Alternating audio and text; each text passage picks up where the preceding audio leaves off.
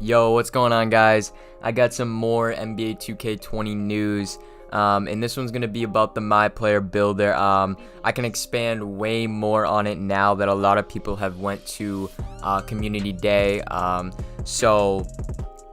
This is huge news, dude. This is really huge. It breaks down everything, so let's just get right into that. Alright, so this post is going to be new information in character creation order, rather than order it appeared on her live stream because she ended up restarting her build a few times. AKA, this is also just someone posted this on Twitter, so that is what I'm reading here. But my player skill breakdown. This seems to be some sort of preliminary archetype selection. She didn't really read most of this out loud, so it was sort of hard to tell. She mentioned that the selections had colors that correspond to the 4 attribute classes. Not sure if this is the real name, but I needed something to call them. They are blue for finishing, green for shooting, yellow for playmaking, red for defense. This choice seemed to limit the cap limit.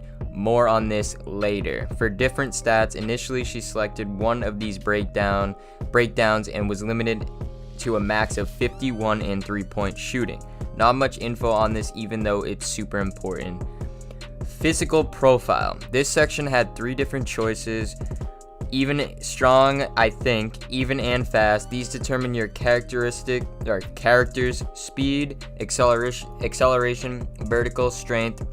There are possibly more stats affected, but those are all she mentioned. She mentioned a few of the stats, but it was kind of hard to hear, and the ones I wrote down don't really make sense. I believe she said one choice had 82 speed, 62 strength, 78 excel, a different one had 78 speed and 82 strength, and the third had 78 speed, 62 strength. This happened about 20 minutes into her BOD on Twitter. Alright, so that's basically the first screen on this little essay here that Pretty loves pink drop. So that's like your first screen. So on to the second screen. So the second screen, this screen had attribute and badge information. This is sort of a new system and it's a little difficult to explain. Basically, based on your choices from the previous screen, your player has a cap being the maximum the stat can reach for your player, not the starting value. For each attribute, the game then gives you 439 attribute potential points. You can spend these points to increase the cap up to a certain amount based on your previous choice.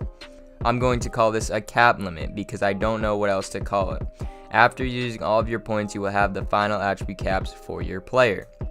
Now, based on the number of points you spent in each attribute class, you get badge upgrade points for that specific badge type. She put that in all caps too. So for that specific badge type, that makes sense. That makes sense. So for example, if you increase your 3-point shooting attribute, each badge upgrade point allows you to equip 1 level of a badge with higher tier badges costing more points. 2 for silver, 3 for gold, 4 for Hall of Fame. It doesn't seem like there's a limit on the number of total badges that you can have. The first build she made had 27 finishing badge points, 1 shooting, 9 playmaking, 9 defense for a total of 46 points. Her second build was 3 finishing, 8 shooting, 6 playmaking, 20 defense for a total of 37 points. Her third build had 5 finishing, 14 shooting, 6 playmaking, 13 defense for a total of 38 points. So it appears the number of badge upgrade points isn't equal for all builds. Okay, that's a little soupy, that's a little interesting, you know what I'm saying? That's a little interesting, not gonna lie. So on to the third screen.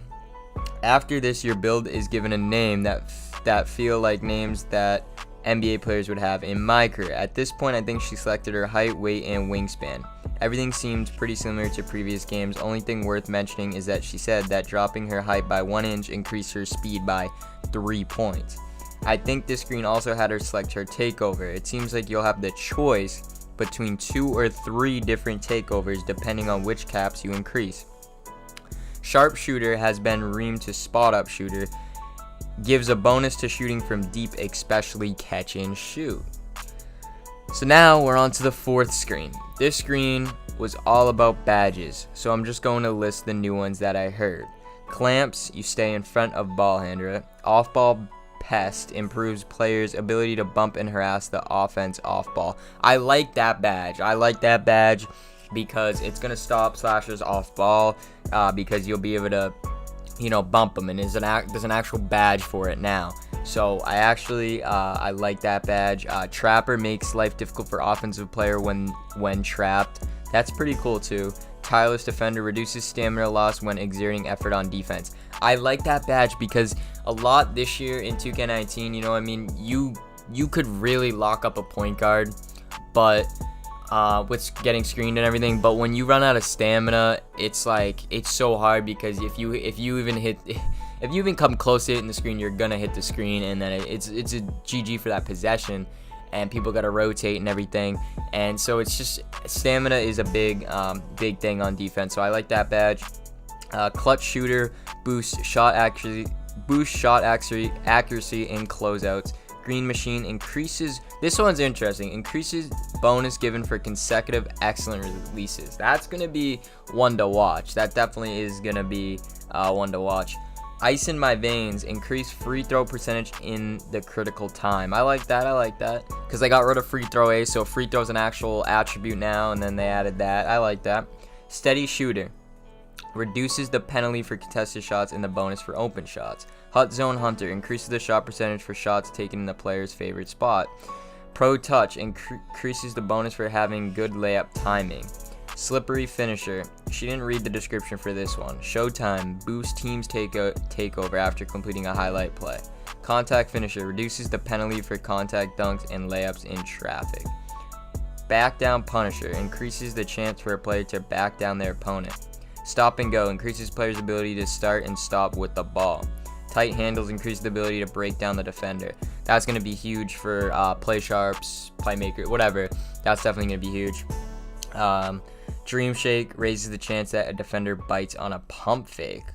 So that one's going to be annoying, you know what I mean? Because you're not going to jump, but it's going to make you jump probably. That's probably the catch to that badge.